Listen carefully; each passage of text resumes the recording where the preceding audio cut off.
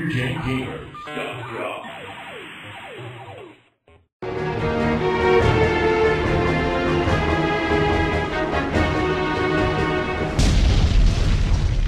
Now the cool thing about this game is you have characters from the Kirby universe, as Poppy Jr. or whatever this character's name, that you fight against. And as you advance through the game and the level, your competitor gets more difficult to defeat. The character becomes a more difficult character in the Kirby universe, I guess would be the right thing to say. So do you eventually fight Meta Knight? Yeah. Nice. Eventually. The game design is essentially exactly the same as the Sega Genesis Dr. Robotnik's Mean Bean Machine. And Puyo Pop is basically you line up 4 beans or whatever, little goopy guys. Puyos, whatever they're called, and whatever order is, they just have to be touching. Oh. And then it defeats, or it'll break apart from the puzzle. Now, if you can build up combos, which is always the fun thing, I thought, with this game, that however many combos you get, that will affect what goes the rocks or the solid Puyos that are dropped on the competitor's side. And that was the puzzle aspect of it. Very popular with mothers and grandmothers. Women love these types of games. And Ron. And Ron. I love these types of games. Ron has that feminine gene where he just enjoys these things. Absolutely. They're fun. Yeah. I've always loved all the Puyo Pop games, which is why I'm playing this one. What else can be said of this game? The music is excellent. It's very upbeat and fast, as you can tell. You can also play these 2-player, which gives you that competitive. The competitive knocking the blocks onto the other players, and you see a little bit of the design in something like Super Puzzle Fighter, with the basically screwing over your the person you're playing against and trying to drop the blocks. My brother back making on me them. cry. That's what I used to call it, as he kicked my ass. I don't know what else is there to say. Yeah, I mean, it's a fun the game game. doesn't really change much. This is it. It gets faster and harder, but this is the meat of it. But this is really all you need. Yep. Yeah, with puzzle games, there's really not too much to say about them. It's just you enjoy them. You enjoy the experience. So, you just need to get a red one in there, and you win. Oh, yeah. All right, he is defeated. So, hope you enjoyed this little look at Kirby's Avalanche, and we're going to move on here.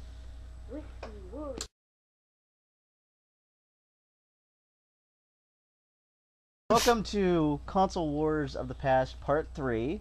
We are doing Disney's Aladdin here.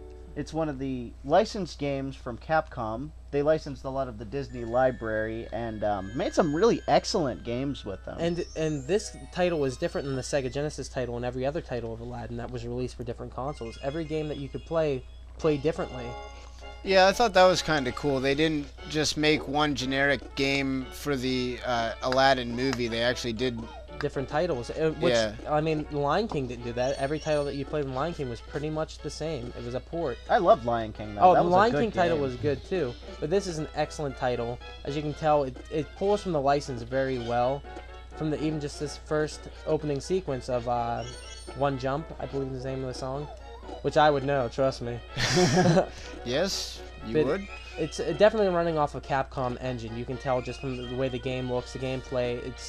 It's an excellent title. It's a very in-depth title, and it has a lot of cool levels later on, such as you're in the lamp, which was not part of the movie, but for some reason they added it in the game. That you actually play inside the lamp. Now, this is a well-designed licensed game. You can see, unlike one thing I noticed with a lot of licensed games is you can't fluidly move through the levels. They deliberately put shit in your way that stops you, and that's bad level design. You can see with this, you can keep flowing and moving through the level, and you know, the Genesis one was equally good. Oh, we got a mini game. Now, see, that's, I mean, they're not the best games, but compared to a lot of licensed stuff, they are fun. They are one of the better games, you know, for the system. They, like, Capcom really went out with their licensed titles. The Mickey Mouse ones were fun. We got it! Oh. That's the smallest square. Look at the luck. I kicked it up sweet. another heart. Oh, nice. we got a heart. Oh, thank you, Genie. Is that a perma heart? Action. Oh, that was...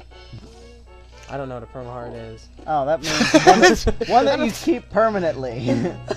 Not one that's just I think Ray just made that up, actually. I don't think that...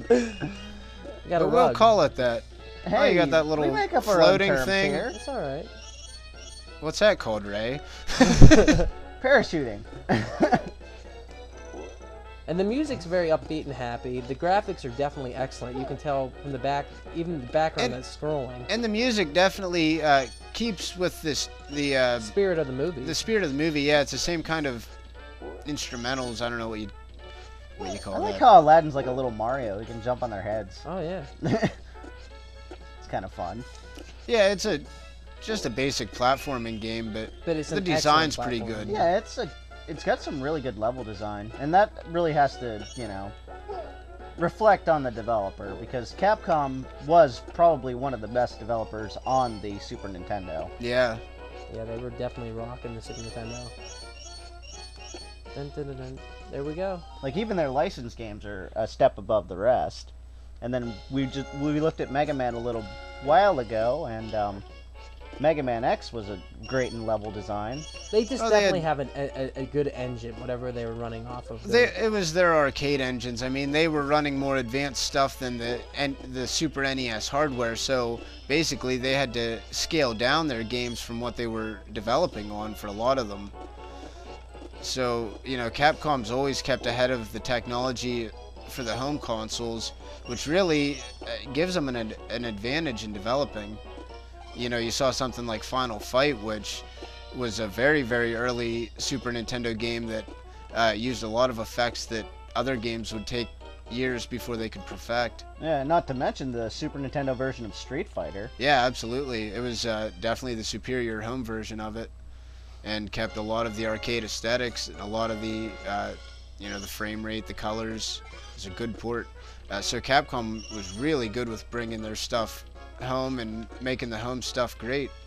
Definitely one of the third parties that was instrumental in the Super Nintendo, I guess, winning this console war, and perhaps Nintendo losing the next console war. Because Capcom, there was hardly any Capcom games on the N64 from what I can remember. Yeah, Capcom, it almost seemed like the company had a glut during that time, looking for what their next big thing was. I mean, the only thing they really came with was Resident Evil. Right, which we'll get into that during the PlayStation era a little bit more. Is there anything else we can say about Aladdin? No, I think we've covered Aladdin. We just kind of went on a spiel on Capcom there. Yeah, we're having fun watching you play this. Yeah, it looks like a fun game. Well, let us move on then. Let's move on.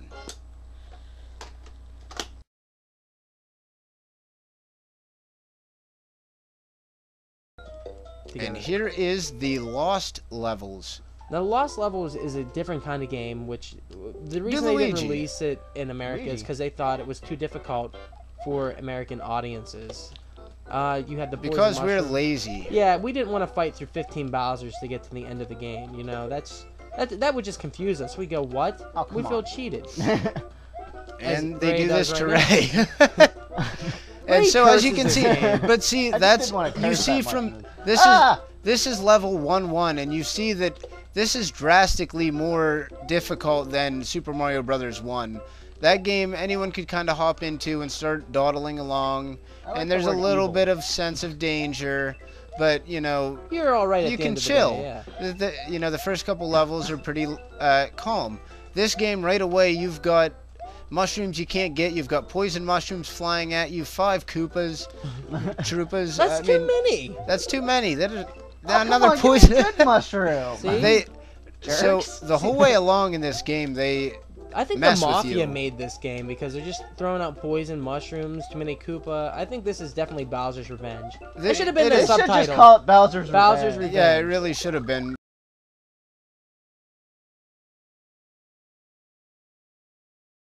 Mario All-Stars, so much Mario is a Mario smorgasbord. It's all without Mario Brothers adventures you ever played and then some. But this is Two-Star 16-bit only on the Super Nintendo Entertainment System Mario. So it's bigger Mario, better Mario, in-your-face Mario. It's Raccoon Mario, Mario throwing fireballs, Mario hurling turnips, Mario negotiating an arms deal. Okay, maybe not. It's Mario like you've never seen him. What's 2 + 2 Mario? What's the capital of Ohio? Mario. You're gonna live, breathe, eat, sleep Mario. In Super Mario All-Stars, 4 Mario games, including the never-before-seen Lost Levels, so you can't get more Mario than this, which is one. The best played here.